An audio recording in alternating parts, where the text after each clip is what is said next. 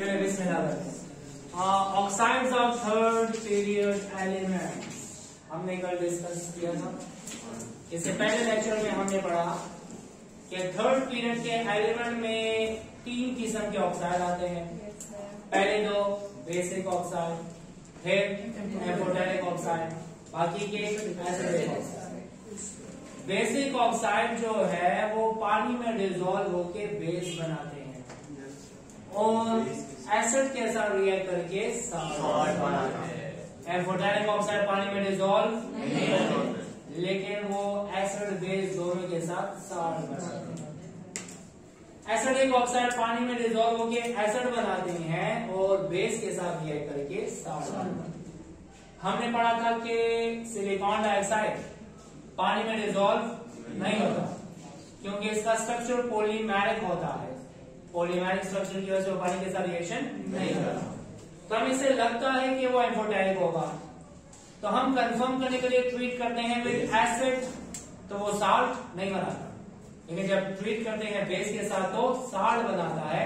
तो हम कहते हैं कि this is an acidic oxide, क्योंकि एसिडिक ऑक्साइड बेस के साथ रिएक्ट करके साल्ट बनाता है। ठीक है। और ये जो साल्ट बनाता है उसको वाटर ग्लास कहते हैं, सोडियम सिलिकेट।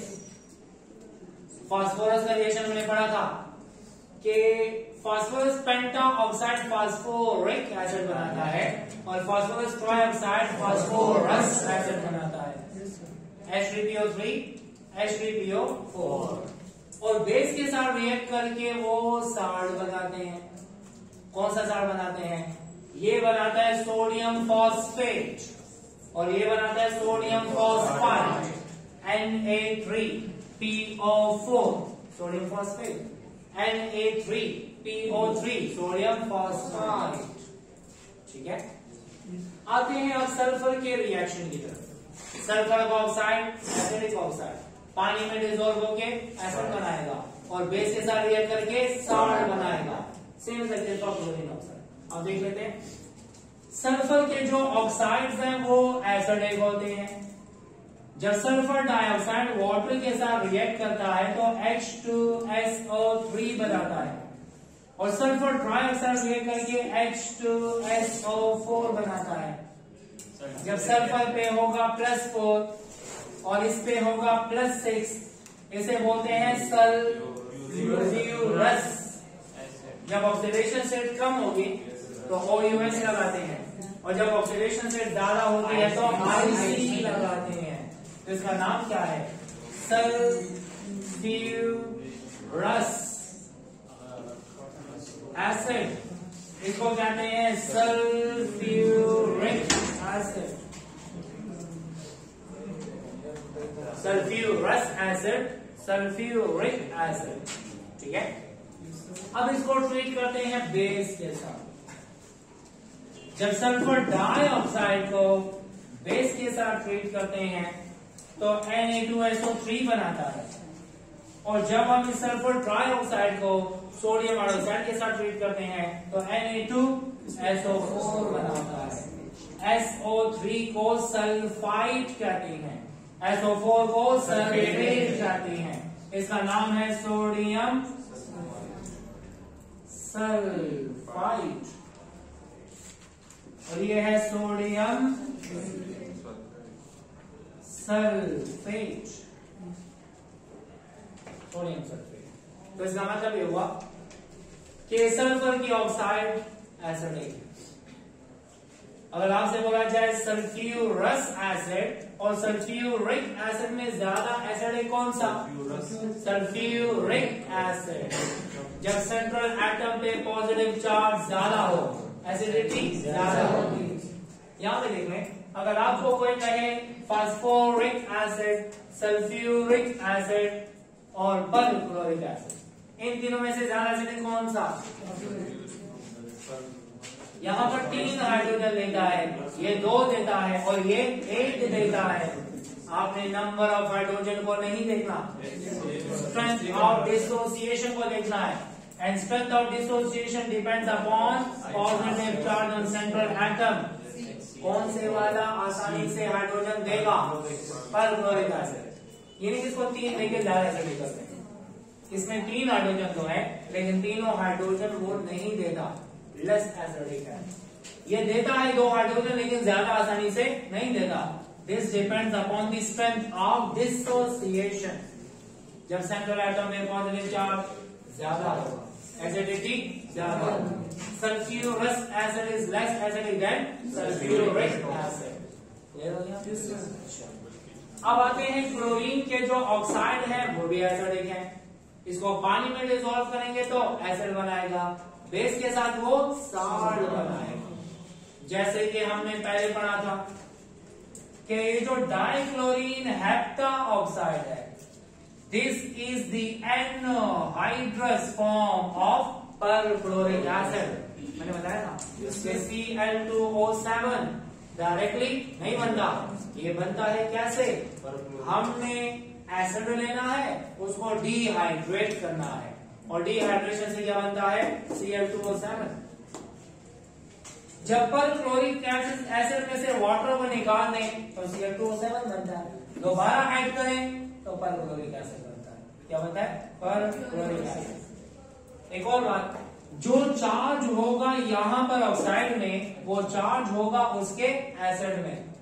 जो चार्ज है यहां पर सल्फर पर, वो चार्ज होगा सल्फर एसिड में भी, वही चार्ज होगा।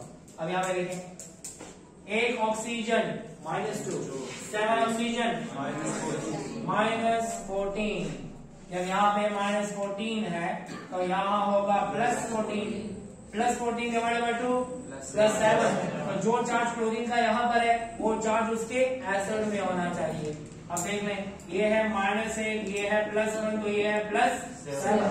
तो Cl2O7 से बनता है परक्लोरिक एसिड।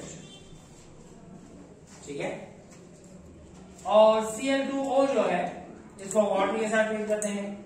1 ऑक्सीजन पे चार्ज कितना होता है? तो क्लोरीन पे क्या होगा? +2। 2 क्लोरीन पे +2, तो 1 क्लोरीन पे +1। तो ऑक्सीजन -2, हाइड्रोजन +1, तो ये +1। जो चार्ज क्लोरीन का इस ऑक्साइड में है वो चार्ज उसके एसिड में होगा। इसको कहते हैं हाइपोक्लोरस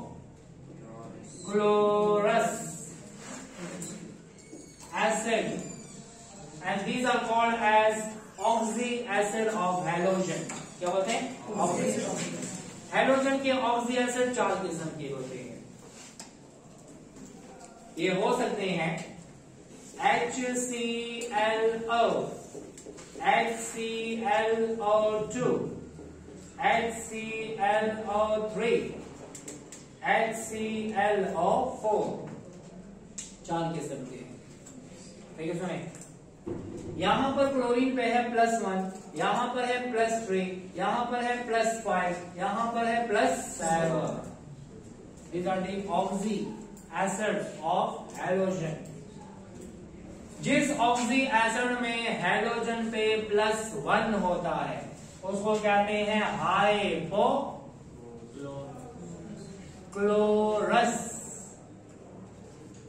एसिड, और जिस पे +3 है इसे बोलते हैं क्लोरस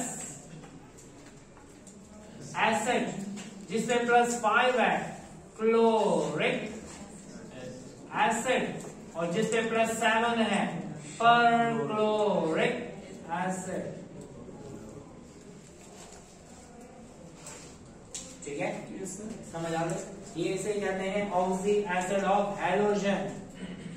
हाइपोक्लोरस तब कि जब क्लोरीन पे +1 होगा, क्लोरस तब जब +3 होगा, क्लोरिक +5 और परक्लोरिक +7। क्लियर हुआ? अब इसकी बेस पे अगर आपको कोई कहे इनमें से ज्यादा एसिड कौन सा है? परक्लोरिक। जब सेंट्रल एटम पे पॉजिटिव चार्ज ज्यादा होगा, एसिडिटी परक्लोरिक एसिड सबसे ज्यादा एसिडिक है। एक और इंपॉर्टेंट बात, ये जो आयन है ना ClO-1, इसे कहते हैं हाइपोक्लोराइट आयन। कौन सा आयन? Hypochlorite ion. ठीक है, इसके साथ सोडियम आ जाएगा तो हम कहेंगे सोडियम हाइपोक्लोराइड। क्या बोलेंगे? Sodium hypochloride. ठीक है, और जब ClO2 -1 आ जाएगा तो उसे बोलेंगे क्लोराइड आयन। ये हाइपोक्लोराइड है तो ये क्लोराइड है। अगर इसके साथ सोडियम आ जाएगा Na तो हम सोडियम क्लोराइड। ये क्या था? Sodium hypochloride. मैं नाम लिख के बताता हूं।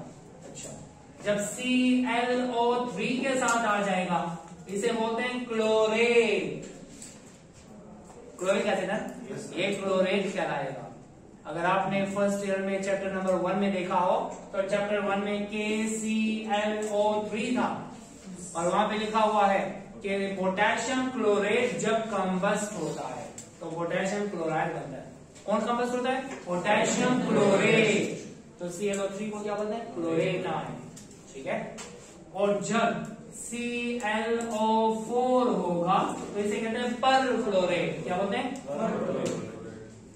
सोडियम आएगा, सोडियम पर क्लोरेट। इसे क्या बोलेंगे? Sodium chlorate. इसे क्या बोलेंगे? Sodium chloride.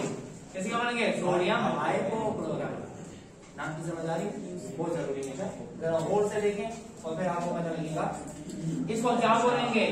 we'll call this as hypochloride. इसको क्या कहेंगे? क्लोराइड। इसको क्या बोलेंगे? क्लोरेट। और इसे क्या बोलेंगे? परक्लोरेट। समझ आ गई? छोटी छोटी बातें इंपॉर्टेंट है, याद रखना होगा। ठीक है। अब देखें आप Cl2O7 है। क्या है? जब Cl2O7 है तो इसे क्या बनता है? Perchloric acid. और परक्लोरिक एसिड का साल्ट क्या होता है? Sodium perchlorate. क्या बनेगा? Sodium perchlorate. यहां पर क्लोरीन पे कौन सा चार्ज है? +7। यहां पर क्या होगा? +7। इसको क्या नाम देंगे? Sodium perchlorate. क्या बोलेंगे? Sodium perchlorate. इसका नाम है सोडियम परक्लोरेट। ठीक है। अब देखें यहां पर कौन सा चार्ज है? +1। यहां पर कौन सा चार्ज है? और +1 वाले को हमने कौन सा बोला था? इस पे ओवरऑल -1 है। इस पे -2 है, इस पे +1 है। तो इसे हम क्या नाम देंगे? Sodium hypochloride. Sodium hypochloride. बस ClO को देखें, ओवरऑल को देखें। ClO है ना, तो ClO को क्या बोलते हैं? हाइपोक्लोराइड। ClO2 को क्या बोलेंगे? क्लोराइड। ClO3 को क्या बोलेंगे? क्लोरेट। और ClO4 को perchlorate. NaClO4 sodium perchlorate. NaClO3 sodium chlorate. ठीक है। NaClO2 sodium chloride and NaClO sodium hypochloride. अक्सर पूछा जाता है कि कौन से वाले ऑक्साइड से सोडियम परक्लोरेट बनता है? तो Cl2O7। किस वाले से सोडियम हाइपोक्लोराइड बनता है? तो Cl2O। क्लियर हो गया? अच्छा, अब हम आते हैं यहाँ पे। सुने, ये तो एसिडिक एंड बेसिक बिहेवियर खत्म हो गया। Which one is more acidic among the following? इनमें से कौन से वाला ज्यादा एसिडिक है? जिसमें सेंट्रल एटम पे पॉजिटिव चार्ज, हाइड्रोजन पे +1, ऑक्सीजन पे -6, नाइट्रोजन पे +1। ये हुआ -8, ये है +3, ये है +5। फिर ये है +3, -6, +3। अब क्या होगा? यहां पर भी पॉजिटिव चार्ज +5, यहां पर भी +5। ये तो नहीं हो सकता, इन दोनों में से कोई होगा। कौन सी वाला? याद रहे, पहली चीज आपने देखनी है सेंट्रल एटम पे positive charge. Acidity is directly proportional to central atom पे जो पॉजिटिव चार्ज होगा। और जब पॉजिटिव चार्ज सेम हो जाए, पॉजिटिव चार्ज सेम हो जाए तो फिर हमने इलेक्ट्रोनेगेटिविटी देखनी है। क्या? या चले अगर वो मुश्किल हो जाए तो फिर आपने उसका साइज देखना है। Acidity is inversely proportional to the size of central atom. कौन सा एटम? अब आप देंगे ना, nitrogen belongs to second period, phosphorus belongs to third period, तो नाइट्रोजन का साइज कम है, तो जब साइज कम होगा तो एसिडिटी ज्यादा होगी, इनवर्सली प्रोपोर्शनल। तो HNO3 क्लियर? जब सिमिलर चार्जेस होंगे तो हम साइज को देखेंगे, और अगर चार्जेस डिफरेंट होंगे तो हम चार्ज को देखेंगे। समझ आ गया? So this is all about the acidic and basic behavior of oxides. हमने पढ़ा था कि left to right acidic character increase, basic character decrease. सबसे ज्यादा एसिडिक ये होगा क्योंकि चार्ज का है +7, ठीक है? इन दोनों में ज्यादा ये वाला, इन दोनों में ज्यादा ये वाला, इन दोनों में ज्यादा ये वाला, और इन सब में ज्यादा ये वाला। समझ आया? सेंट्रल एटम में पॉजिटिव चार्ज ज्यादा होगा, एसिडिटी ज्यादा होगा। अब आते हैं इनके स्ट्रक्चर की तरफ, other properties.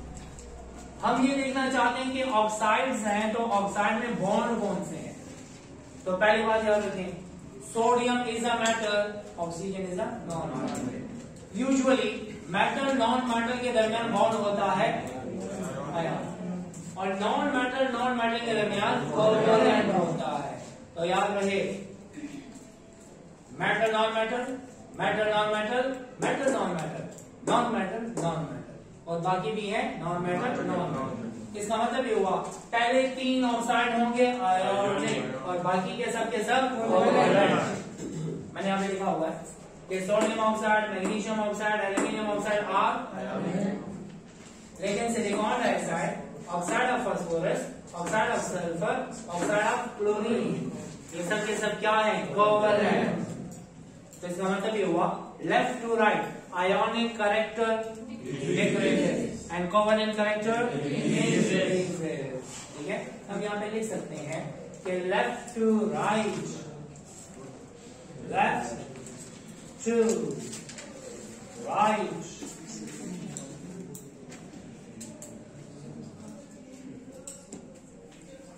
ionic character decreases while covalent character increases। Clear?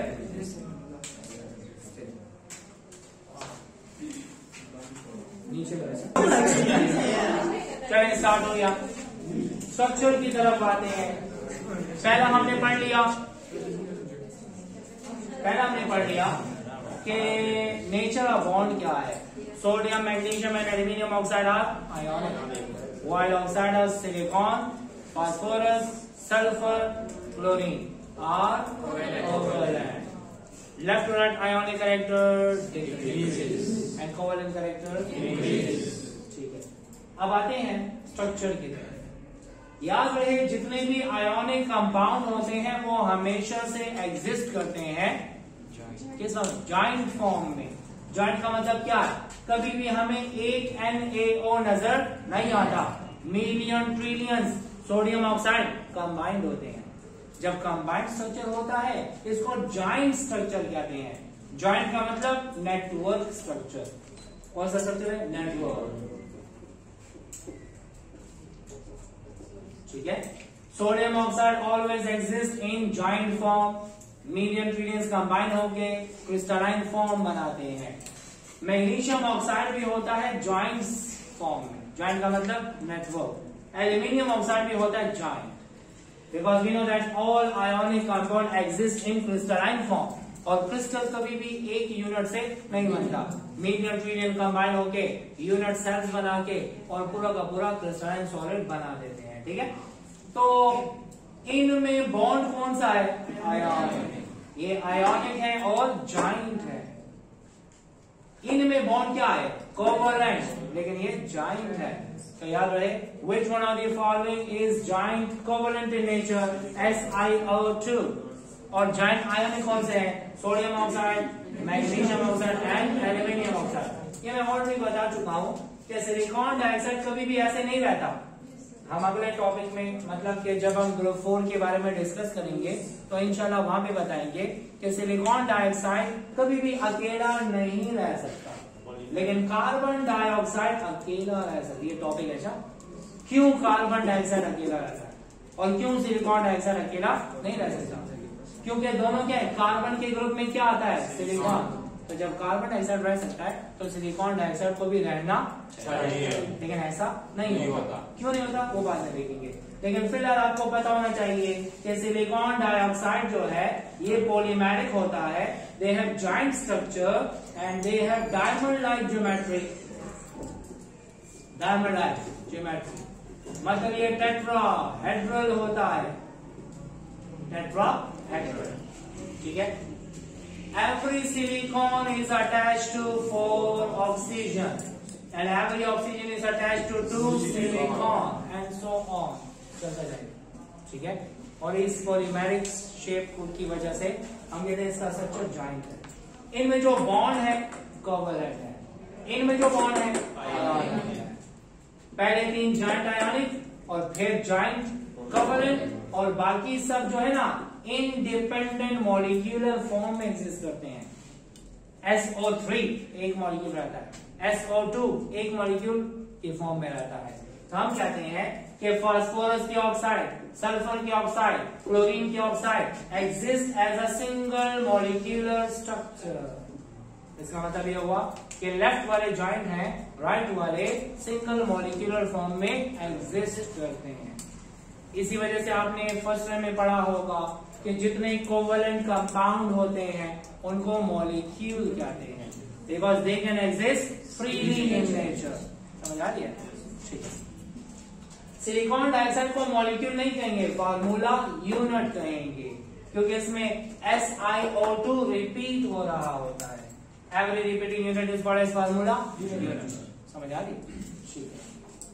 और इनको हम कहते हैं मॉलिक्यूलर मास या मॉलिक्यूलर फार्मूला या कहते हैं molecule. All covalent compound are called as molecule. समझ आ रही? अच्छा, अब आते हैं स्ट्रक्चर का भी पता लग गया, इलेक्ट्रिकल कंडक्टिविटी की तरफ आते हैं। मैंने आपको पहले बताया था कि कंडक्टिविटी डिपेंड करती है 2 चीजों पे, या फ्री इलेक्ट्रॉन पे या फ्री आयंस पे।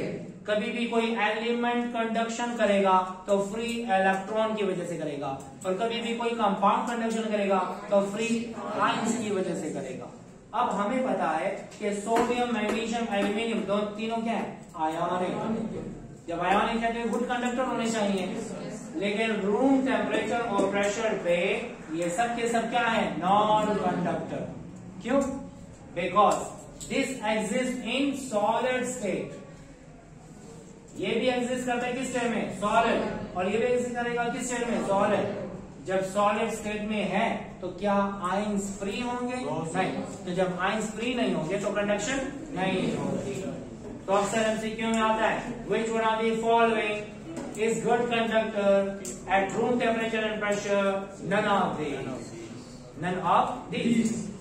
लेकिन अगर आपसे पूछा जाए, ये तो नॉन मेटल है ना, ये है सल्फर ट्राइऑक्साइड, ये है डाइक्लोरीन हेप्टाऑक्साइड, तो याद रखें सबके सब नॉन कंडक्टर है, ठीक है। लेकिन अगर आपसे पूछा जाए कि कौन से वाला गुड कंडक्टर है इन एक्वस मीडियम, कौन से वाला, सोडियम वाला, मैग्नीशियम वाला, ये आयोनिक है ना, तो पानी में डिसॉल्व होंगे, पानी में डिसॉल्व होंगे, ये 2 होंगे, ये वाला नहीं होगा, एम्फोटेरिक है। अगर आपसे बोला जाए which one of the following is good conductor in aqueous medium, only these 2, समझ आ रही है? Because these 2 are soluble in water, but this is not soluble in water, because this is amphoteric. And which one of the following is good conductor in molten state? These 3, 1, 2, 3। Molten का मतलब liquid state में, melted state में, fused form में। अगर आपसे पूछा जाए in aqueous medium, in aqueous medium sodium oxide and magnesium oxide are good conductor, sodium and magnesium oxide are good conductor in aqueous medium, or in molten state molten से sodium oxide, magnesium oxide and aluminium oxide are good conductor. अगर आपसे पूछा जाए कि aqueous medium में aluminium क्यों नहीं, तो एल्यूमिनियम का ऑक्साइड एम्फोटेरिक होता है। Amphoteric oxide is insoluble in water. इसी वजह से एक्वस में ये दो और मोल्टन में तीनों मेल्ट हो जाएंगे, आइंस बनाएंगे, आइंस फ्री हो जाएंगे तो कंडक्शन हो जाएगी। एक और बात, ये तीन है गुड कंडक्टर, ये वाला है सेमी कंडक्टर और बाकी है नॉन कंडक्टर। इसका मतलब ये हुआ left to right electrical conductivity decreases. हम यहां पे लिख देते हैं कि left to right electrical conductivity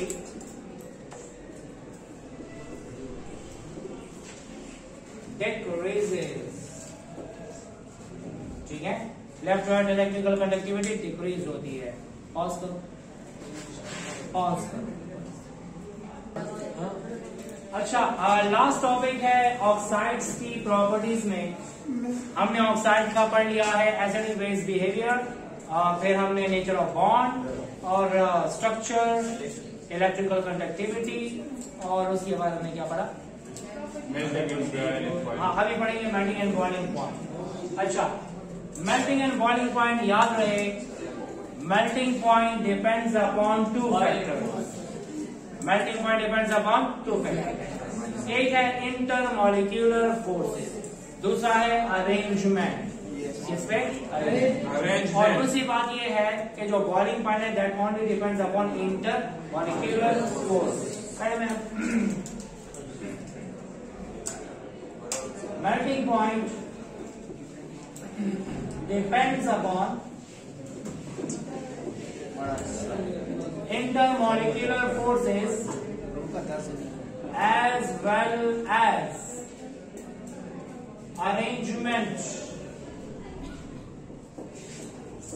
of particles। ठीक है, while boiling point depends upon intermolecular forces। Intermolecular forces याद रहे, सुने, जब हम लेफ्ट टू राइट आते हैं आयोनिक आयोनिक आयोनिक, ये वाले क्या है? जॉइंट। Yes sir. और ये वाले क्या है? Single molecular. लेफ्ट वालों का मेल्टिंग पॉइंट बॉइलिंग पॉइंट ज्यादा होगा क्योंकि बल्क है ना, जॉइंट है। राइट वालों का बहुत कम होगा, इनका थाउजेंड्स में आता है, इनका हंड्रेड्स में आता है और माइनस में भी आता है। क्यों? क्योंकि एक एक मॉलिक्यूल को मेल्ट करना बॉइल करना आसान होता है, जॉइंट स्ट्रक्चर को मेल्ट करना बॉइल करना मुश्किल होता है। तो हम कहते हैं left to right melting point boiling point first increases and then decreases. ठीक है, तो ऑर्डर क्या है? Order left to right melting point and boiling point first increases and then decreases। Left to right melting point boiling point पहले increase होगा फिर decrease होगा। अब कहाँ इंक्रीज होगा? सोडियम पे है +1, ऑक्सीजन पे है -2, यहाँ पर है +2, यहाँ पर है -2। जब लेफ्ट टू राइट आते हैं अट्रैक्शन हो जाती है बहुत ज्यादा। जब अट्रैक्शन ज्यादा होगी तो मेल्टिंग पॉइंट बॉइलिंग पॉइंट सबसे ज्यादा किसका है? Magnesium oxide. ठीक है, एल्यूमिनियम पे चार्ज आता है +3 और यहाँ पर है -2, तो अट्रैक्शन सबसे ज्यादा कहाँ होनी चाहिए? यहाँ पर पॉजिटिव चार्ज ज्यादा तो हो गया लेकिन आयोनिक कैरेक्टर कम हो गया। इस वजह से सबसे ज्यादा मेल्टिंग बॉइलिंग पॉइंट किसका है? Magnesium oxide. ठीक है, तो maximum melting point and boiling point is of magnesium oxide. So order yaad again, left to right, melting and boiling point, first increases and then decreases. So this is all about the oxides of third period elements. Like, share.